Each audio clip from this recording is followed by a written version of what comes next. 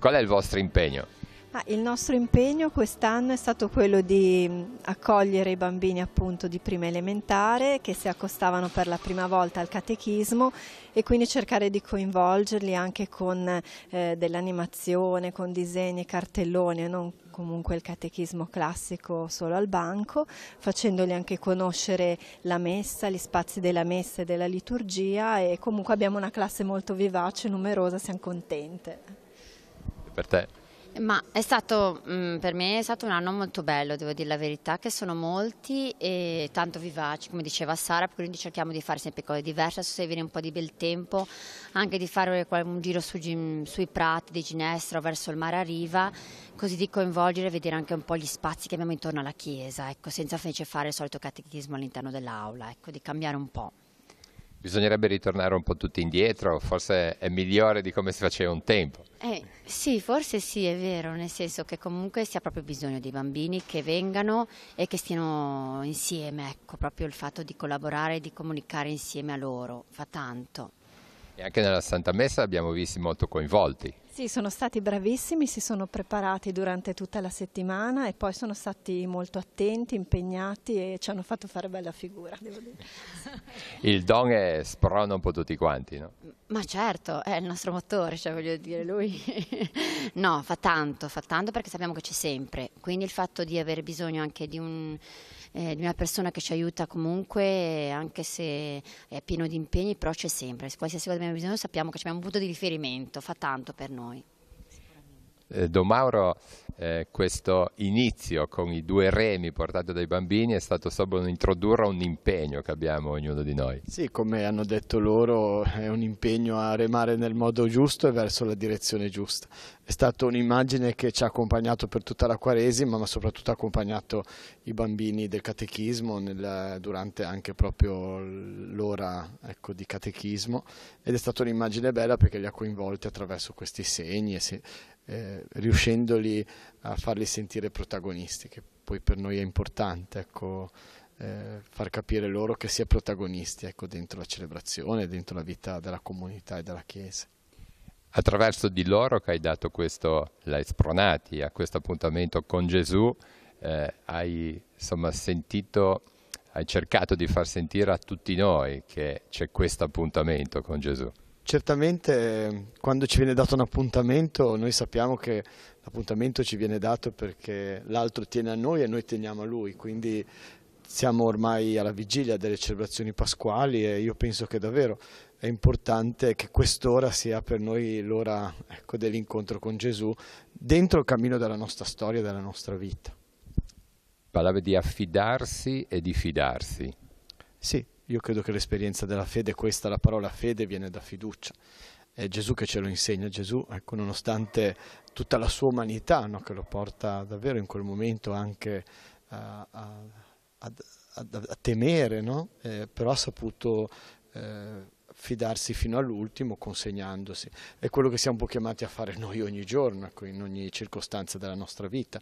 La fede è davvero fiducia, altrimenti non va a toccare le corde della nostra umanità e della nostra esistenza. È quel chicco di grano, no?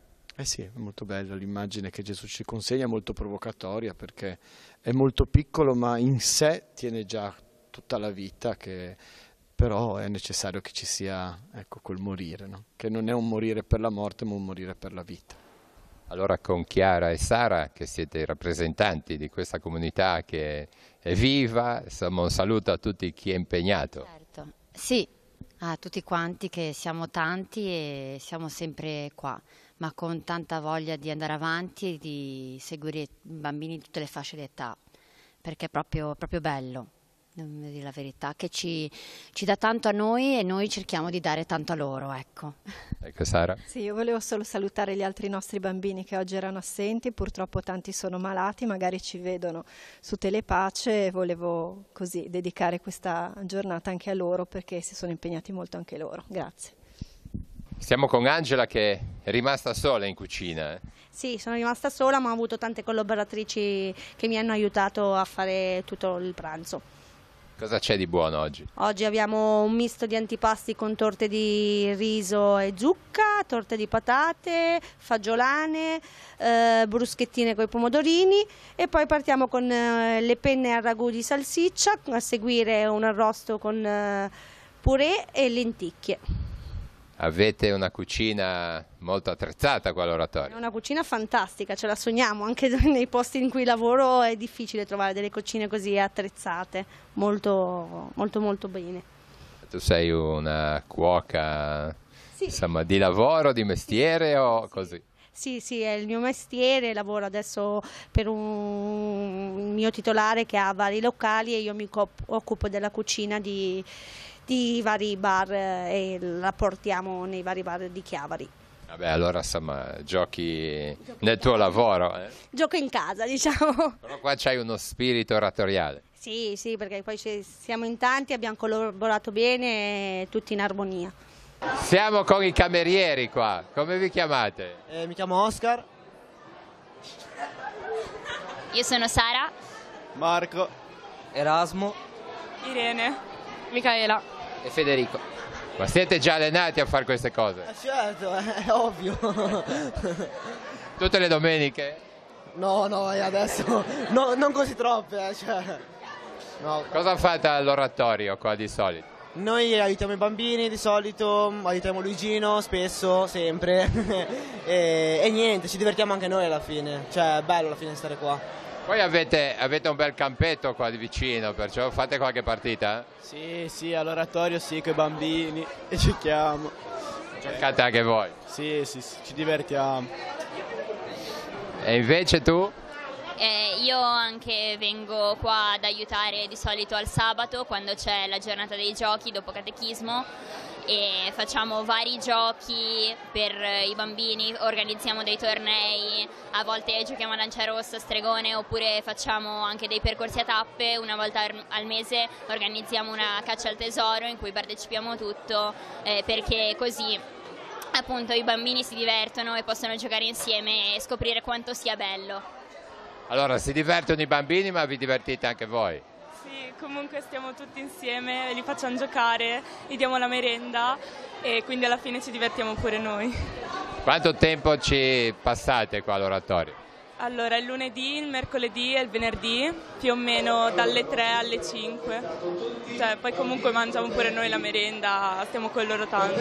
Ti ricordi quando eri piccolina che venivi qua? Sì, tutti i sabati venivo qua e stavo con loro e c'erano degli altri animatori. Da grande cosa ti piacerebbe fare? Ma ho tanti sogni, da una parte mi piacerebbe fare ricerca e dall'altra anche qualcosa a contatto con le persone. Non ho ancora le idee molto chiare, però... A scuola cosa fai adesso? Io faccio il liceo classico, sono in quarta e adesso appunto finiamo quello, poi vediamo. Da grande come ti vedi? In un lavoro hai già pensato a qualcosa?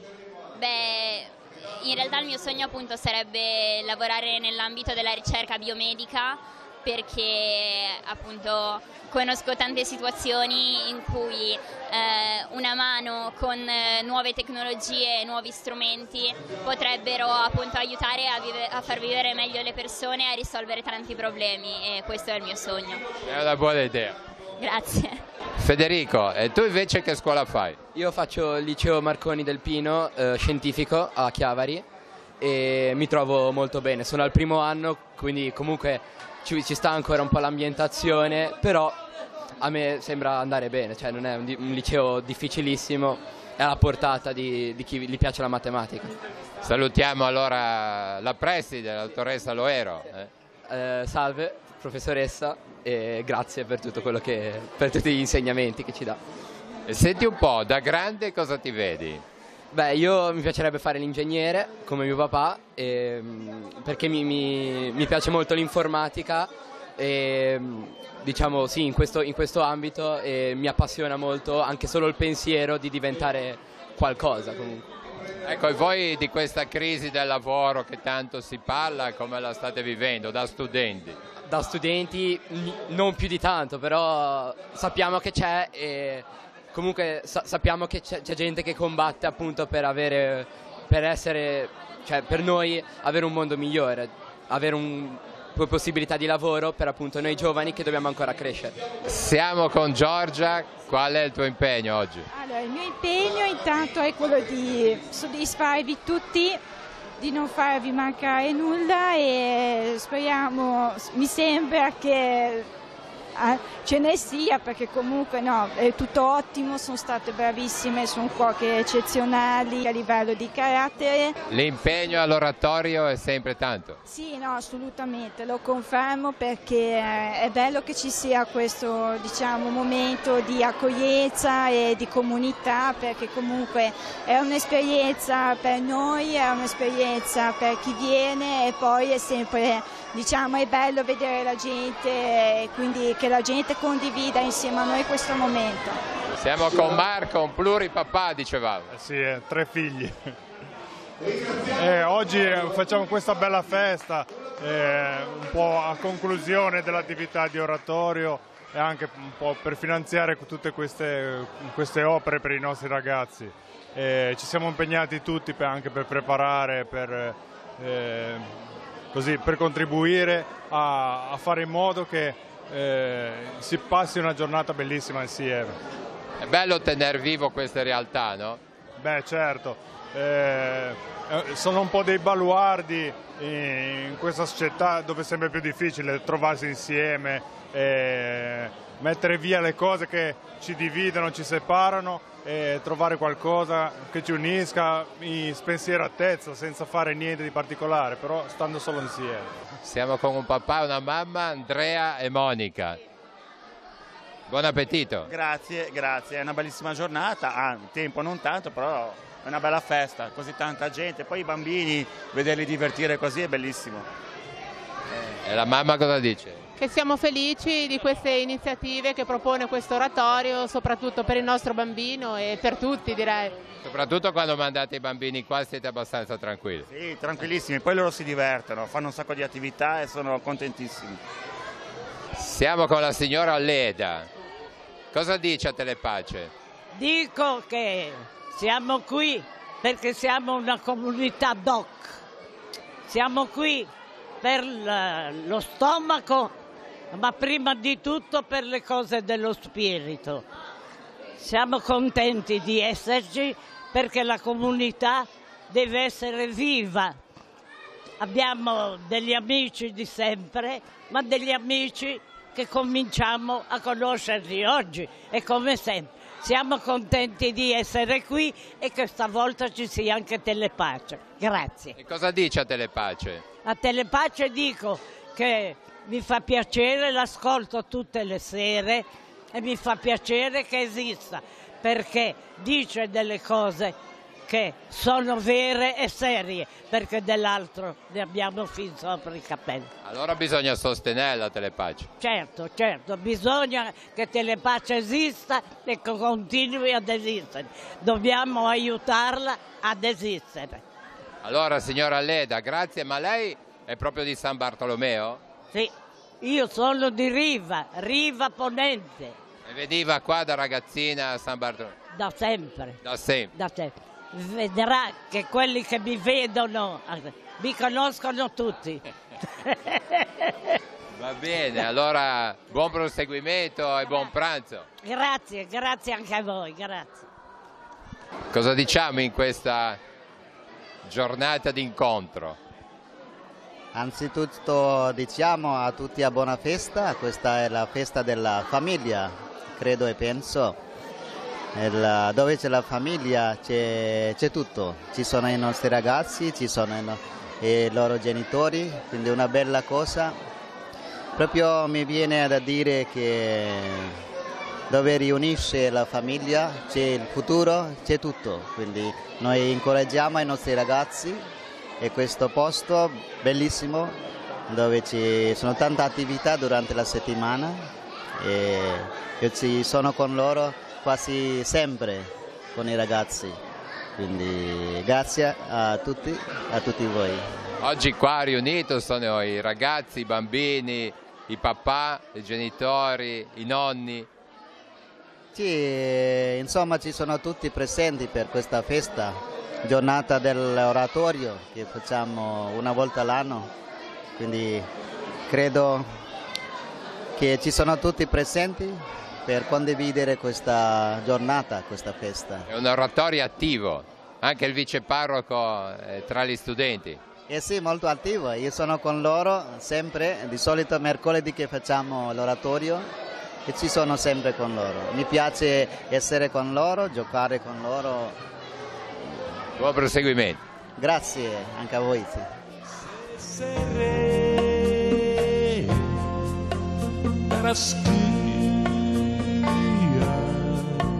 Carne tegna non fate neira, non tornate. Bello e strapunta de tutto bum.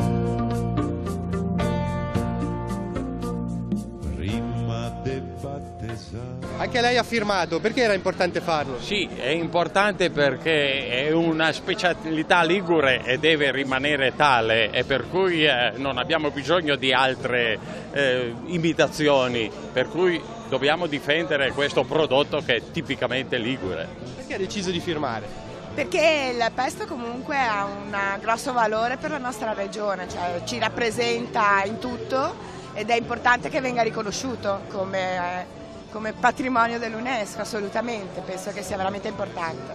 Lei lo usa il pesto in cucina anche quando invita delle persone? Assolutamente sì, il pesto è importantissimo. Il pesto è soltanto un alimento? No, è anche cultura perché si lega a due eccellenze proprio nostre, della nostra terra, l'olio d'oliva e il basilico.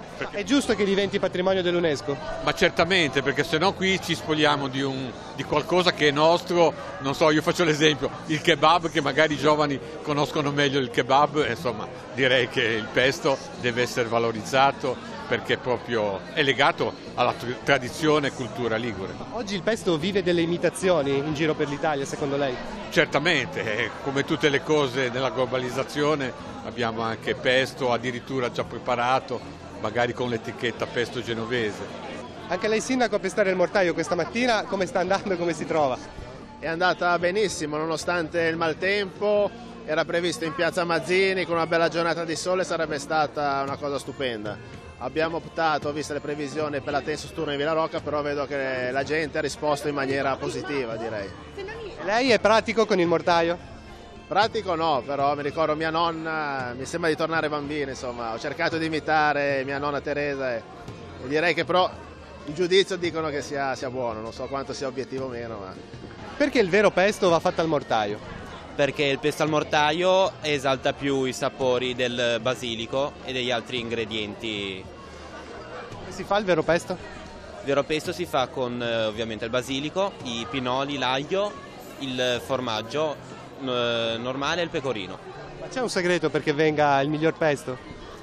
Ma io non saprei, perché comunque va un po' anche a gusti, tipo per me non mi piace troppo l'aglio, allora ce ne metto di meno e faccio esaltare più gli altri sapori, diciamo. A scuola ve lo insegnano bene, ve lo fanno provare? Sì, a scuola sì, ce l'hanno fatto provare già un paio di volte col mortaio prima di venire qua. Ma nei ristoranti e negli alberghi è una delle salse più richieste secondo te? Secondo me qua in Italia per chi fa un menù turistico direi che è la cosa più normale trovarlo in molti ristoranti. In tanti questa mattina sono arrivati a firmare, come sta andando l'iniziativa?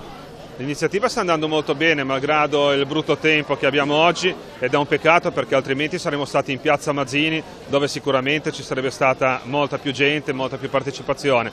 Però anche malgrado tutto ciò, qui c'è tantissima gente, sono venuti in tantissimi a pestare e a firmare. Non mi aspettavo tutta questa coda di persone interessate a firmare per una petizione per dire pesto, patrimonio UNESCO, è una cosa importantissima e bellissima. Tra l'altro c'è veramente aria di festa, aria di gioia e questo è il risultato importante che abbiamo ottenuto. Si potrà continuare a firmare? Sì, nei prossimi giorni si potrà continuare a firmare e metteremo a disposizione l'ufficio di informazioni turistiche situato sul nostro lungomare, perciò chi vorrà firmare nei prossimi giorni potrà farlo recandosi lì negli orari di apertura e firmando. È una cosa importantissima, ci tengo a dirlo, e dobbiamo essere veramente orgogliosi del nostro pesto, della nostra Liguria, delle nostre tradizioni, e anche l'hashtag lanciato da Regione Liguria, hashtag Orgoglio Pesto, è veramente da sottoscrivere e da rilanciare sui social anche. Lei personalmente, pestare al mortaio, che ricordi le ha evocato?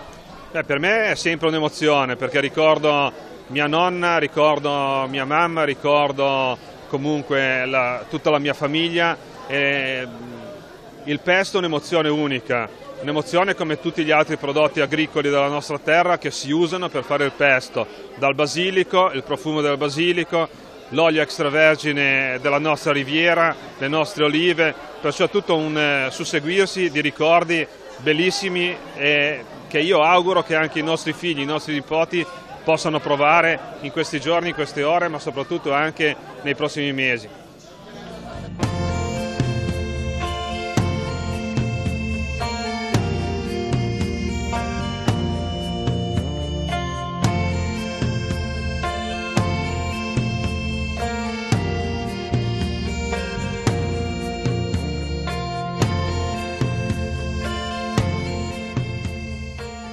Perché anche lei vi ha aderito a questa campagna firmare per il pesto al mortaio per il patrimonio dell'UNESCO?